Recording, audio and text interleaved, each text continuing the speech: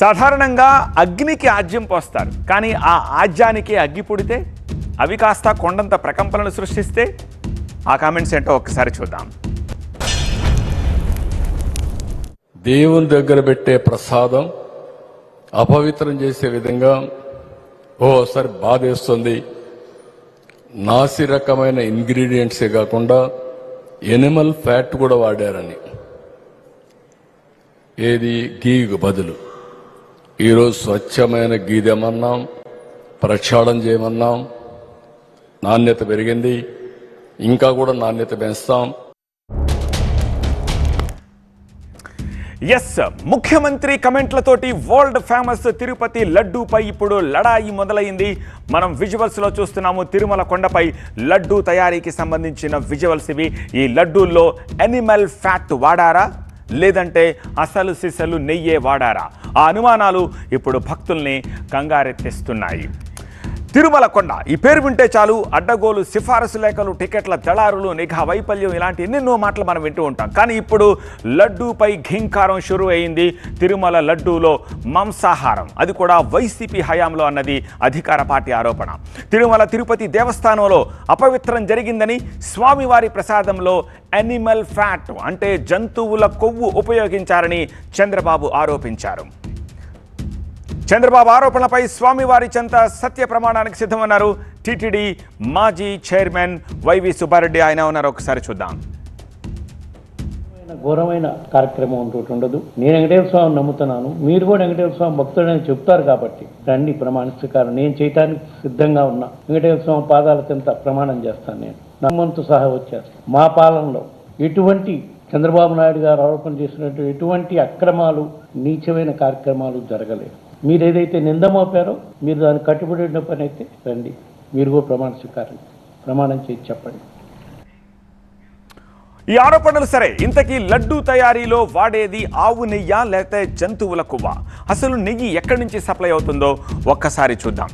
ప్రతిరోజు 300 నుంచి 500 లీటర్ల నెయ్యి వినియోగం అవుతుంది ప్రతిరోజు. ఆవు నెయ్యా, జంతువుల కొవ్వా?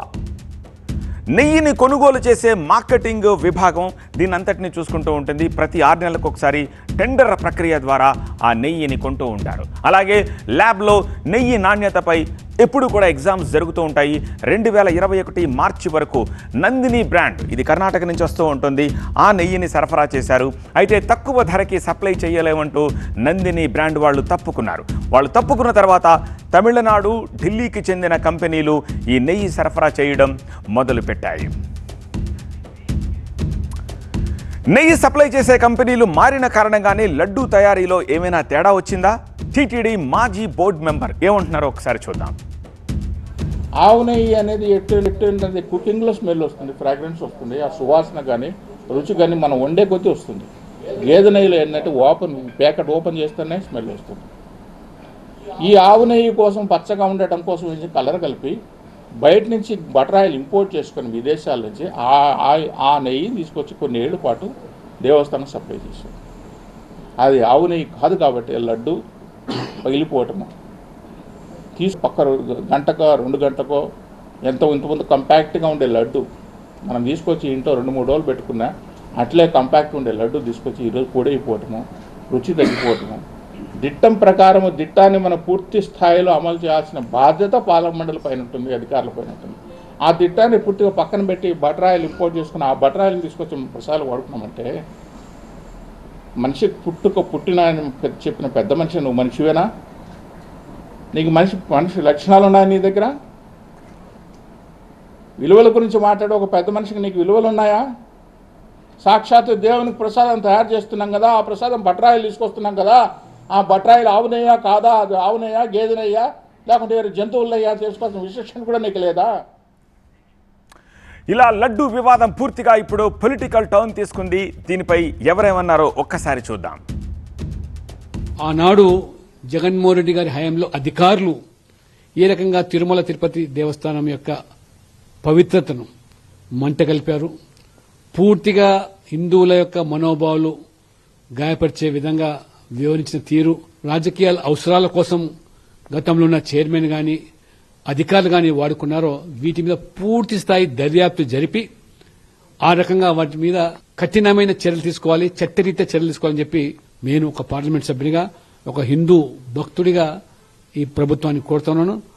సాక్షాత్తు వెంకటేశ్వర స్వామి ప్రతిమగా శ్రీవారి లడ్డూని భావిస్తారు. అలాంటి లడ్డు నాణ్యత ఉద్దేశపూర్వకంగా మీరు అక్కడ సరఫరా అవుతున్నటువంటి నెయ్యిలో నాణ్యత లేకుండా మీరు ఎందుకు కాంప్రమైజ్ అయ్యారు? రోజుకి దాదాపు 14 టన్నుల ఆవు నెయ్యిని శ్రీవారి ప్రసాదం తయారీలో వినియోగిస్తారు. అలాంటి సరఫరా చేసే వ్యక్తులు ఎక్కడి నుంచి చేస్తున్నారు, ఎట్లా తెస్తున్నారు, మీరు పరిశీలించే బాధ్యత మీకు లేదా? ఆల్రైట్, లేటెస్ట్గా ఈ ఎంటైర్ ఎపిసోడ్లో ప్రస్తుతం అక్కడ ఏం జరుగుతోంది డీటెయిల్స్ అందించేందుకు తిరుపతి నుంచి మా ప్రతినిధి రాజు ప్రస్తుతం మనకు లైవ్లో అందుబాటులో ఉన్నారు. రాజు, ముఖ్యమంత్రి కమెంట్ చేస్తే గాలి మాట అయితే చెప్పరు. డెఫినెట్గా విజిలెన్స్ ఎంక్వైరీ రిపోర్ట్ ఉంది, ఆ రిపోర్ట్లో ఏదో ఉంది, దాన్ని బేస్ చేసుకునే ముఖ్యమంత్రి మాట్లాడుంటారు. కానీ ప్రతిపక్షంలో ఉన్న దీదెన్ టీటీడీ చైర్మన్ ఏమంటున్నారు, ప్రమాణానికి సిద్ధమంటున్నారు. ఇది ఇప్పుడు పొలిటికల్ టర్న్ తీసుకుంది. ఈ ఎంటైర్ ఎపిసోడ్లో ఇప్పుడు కీలకం కాబోతోంది ఆ రిపోర్టు బయటకు వచ్చే అవకాశం ఉందా? రిపోర్ట్లో ఏమనుంది, ఇంకా ఎక్కడెక్కడ అవకతవకలు జరిగాయని చెప్పేసి చెప్పారు. కమిటీ దాని గురించి మాట్లాడే అవకాశం ఏమైనా ఉందా? అంటే ఖచ్చితంగా గత 5 ఏళ్ల వైసీపీ ప్రభుత్వంలో జరిగినటువంటి తీసుకున్న నిర్ణయాలన్నింటిపైన కూడా విజిలెన్స్ ఎంక్వైరీ ఇప్పటికే జరుగుతోంది.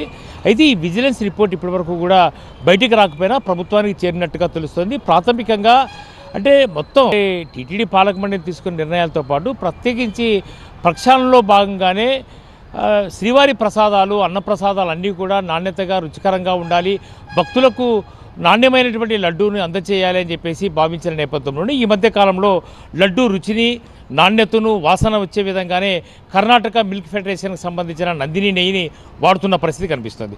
అయితే నెయ్యి వ్యవహారం మాత్రం రాజకీయ ప్రకంపనలు సృష్టించిన పరిస్థితి కనిపిస్తోంది.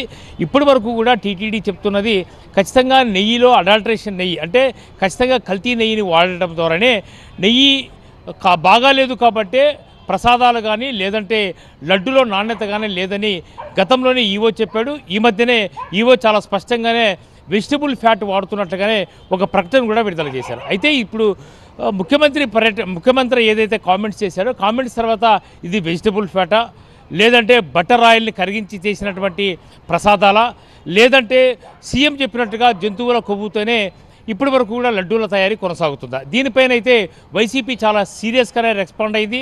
ప్రత్యేకించి గత ప్రభుత్వంలో పాలక మండలి చైర్మన్గా వివరించిన వైవి సుబ్బారెడ్డి గారి, పాలక మండలిగా చైర్మన్గా వివరించినటువంటి కరుణాకర్ రెడ్డి గారి పూర్తిగా ఎలాంటి విచారణకైనా తాము సిద్ధంగా ఉన్నాము, అవసరమైతే సిబిఐ ఎంక్వైరీ చేయాలి, కేవలము తప్పుదోవ పట్టించేందుకే ఈ రకమైనటువంటి ప్రకటన చేశారని చెప్పి చెప్తున్న నేపథ్యంలో ఖచ్చితంగా ముఖ్యమంత్రి స్థాయిలో ఈ రకమైన కామెంట్ వచ్చిందంటే ఖచ్చితంగా విజిలెన్స్ నివేదిక ఆ విధంగా ఉండబోయింది అన్న విషయమే స్పష్టమవుతుంది. అయితే ప్రతిపక్షాలు చాలా స్పష్టంగానే కొన్ని విపక్షాలు విమర్శిస్తున్నాయి, అధికార పక్షంతో కూడా చాలా బలంగా త్వరలోనే ఒక విజిలెన్స్ నివేదిక బయట రాబోతుంది, అసలు వాస్తవాలు బయటకు వస్తాయని చెప్తున్నారు. అయితే టీటీడీలో గతంలో పనిచేసిన అధికారులు కానీ దీనిపైన నోరు మెదపకపోయినా పాలక మండలి చైర్మన్లుగా పనిచేసిన వాళ్ళు మాత్రం చాలా స్పష్టంగా చెప్తున్నారు. 2014 నుంచి 19 వరకు ఏ కంపెనీలు, ఏ డైరీలతో నెయ్యి కొనుగోలు చేశామో అదే డైరీలే సప్లై చేశాయి, అప్పుడు ఉన్నటువంటి నాణ్యత ఇప్పుడు లేదు అని విమర్శించడము సరైంది కాదు. ఒక హిందువుగా ఉన్నటువంటి ముఖ్యమంత్రి చేసే కామెంట్స్ కాదే కాదు, కోట్లాది మంది హిందువులకు సంబంధించినటువంటి సెంటిమెంట్తో కూడినటువంటి అంశాన్ని జంతువుల కొవ్వుతో శ్రీవారి లడ్డూ ప్రసాదాన్ని పోల్చడం అన్నది సరైంది కాదు అన్నదే వైసీపీ నుంచి వస్తున్నటువంటి ప్రశ్న. అయితే ప్రభుత్వం మాత్రం చాలా స్పష్టంగా చెప్తోంది, దాదాపుగా 500 కోట్ల రూపాయల మేర అవినీతి జరిగింది, టీటీడీ పాలక మండలి తీసుకున్న అనేక నిర్ణయాల్లో అవినీతి జరిగిందని ఈ నివేదికతో కూడా త్వరలోనే బయటకు వస్తుందని ఏదో కూటమికి సంబంధించిన నేతలు చెప్తున్నారు. మరోవైపు ముఖ్యమంత్రి కూడా చాలా స్పష్టంగానే తిరుమలలో జరిగినటువంటి లేదంటే శ్రీవారి లడ్డూ ప్రసాదాల్లో ఇప్పటివరకు కూడా ఇండిగ్రేట్స్ వాడకంలో కానీ నెయ్యి వాడకంలో కానీ ఏ రకం తప్పిదాలు జరిగాయి ఇవి పదే పదే తాము చెబుతూ వచ్చామని చెప్తున్నారు. కాబట్టి ఖచ్చితంగా విజిలెన్స్ నివేదిక మాత్రము ఇలాంటి పొరపాట్లు జరిగి ఉండే అవకాశం ఉందన్న విషయం అయితే చాలా స్పష్టంగా ఉన్నట్టుగా తెలుస్తోంది. అయితే ఆ నివేదిక ఎప్పుడు బయటకు వస్తుందన్నది మాత్రము ఇప్పటి వరకు కూడా తెలియకపోయినా ఖచ్చితంగా నివేదికలో అనేక లోపాలు ఉన్నట్టుగా, అంటే గత పాలక మండలి అనేక అవినీతి ఆరోపణలు ఎదుర్కొన్నట్టుగా తెలుస్తోంది. అయితే ఈ ఆరోపణలకు వాస్తవాలు ప్రభుత్వం దగ్గర ఉన్నాయా లేదా, ఒకవేళ నెయ్యి వ్యవహారం మరింత దుమారం రేపక ముందే ఈ నివేదిక బయటకు వస్తుందా అన్నది మాత్రం వేచి చూడాల్సిన అవసరం అయితే ఉంటుంది. Right Raju, thank you so much details అందించినందుకు. అది పరిస్థితి అయితే ఇప్పుడు ఆ నివేదికలో ఒక పేపరా లేకపోతే ఇది స్పెషల్ రిపోర్టా తెలియదు, కానీ ఒక బిగ్ బ్రేకింగ్ నేను మీకు చెప్పబోతున్నాను. లడ్డూ తయారీపై ల్యాబ్ రిపోర్ట్ ఒకటి బయట పెట్టింది తెలుగుదేశం పార్టీ. లడ్డూ తయారీలో ఆవు కొవ్వు వాడారు అంటూ ఆ ల్యాబ్ రిపోర్ట్ని బయటకు తీసుకొస్తున్నారు తెలుగుదేశం పార్టీ నేత ఆనం వెంకటరమణ. అలానే ఒక ఆకు ఎక్కువే చదివారు ఆయన. కేవలం ఫ్యాట్ ఆయిలే కాదు, జంతువుల ఫ్యాట్ మాత్రమే కాదు, నెయ్యిలో ఫిష్ ఆయిల్ సైతం కలిపారు అంటున్నారు ఆయన. దానికి సంబంధించిన రిపోర్ట్ని ఆయన బయటపెడుతున్నారు. మా దైవాన్ని ఈ స్థాయికి తీసుకొచ్చారు, తిరుమల తిరుపతి దేవస్థానాన్ని శుద్ధి చేయాలి అంటున్నారు ఆనం వెంకటరమణ. ఇదిగో test report, water and food analysis laboratory TTD వాళ్ళు చేసింది. ఇదిగో report. S value equation of its suspected adulterants as per ISO 17678 2019. అంటే ఈ నెయ్యిలో ఏమేముంది? సోయాబీన్ అంటే తెలుసు కదా, సన్ఫ్లవర్ సీడ్లు, మైదా, కోకోనట్, చేప నూనె, ఫిష్ ఆయిల్, చేప నూనె కూడా వెంకటేశ్వర స్వామికి ఇచ్చిన నెయ్యిలో చేప నూనె కూడా కలిపారు. సరే, 2-3 పామ్ ఆయిల్, కోకోనట్, పాము, fat. Number 3 palm oil and beef టాలో. Palm oil and beef, గొడ్డు మాంసంలో వచ్చే పదార్థాలని కలిపారు బీఫ్ టాలో. నంబర్ 4 లాడ్ అంటే యానిమల్ ఫ్యాట్, జంతువుల మాంసం. అవి ఏ జంతువులో మనకు తెలీదు. కుక్కలు కావచ్చు, నక్కలు కావచ్చు, పిల్లులు కావచ్చు, కుళ్ళిపోయిన కుక్క పిల్లలు కావచ్చు. మనం చూస్తుంటాం, కుక్కల మాంసం వస్తుంటుంది చెన్నై నుంచి. మా నెల్లూరుకి ఎన్నిసార్లు పట్టుకున్నారో తెలుసా మీకు? ఏమా నెల్లూరులో పట్టుకున్నారు లేదా? 1000 టన్నులు పట్టుకున్నారు, 100 టన్నులు. ఆ నూనె కూడా వాడారని భయముగా ఉన్నది.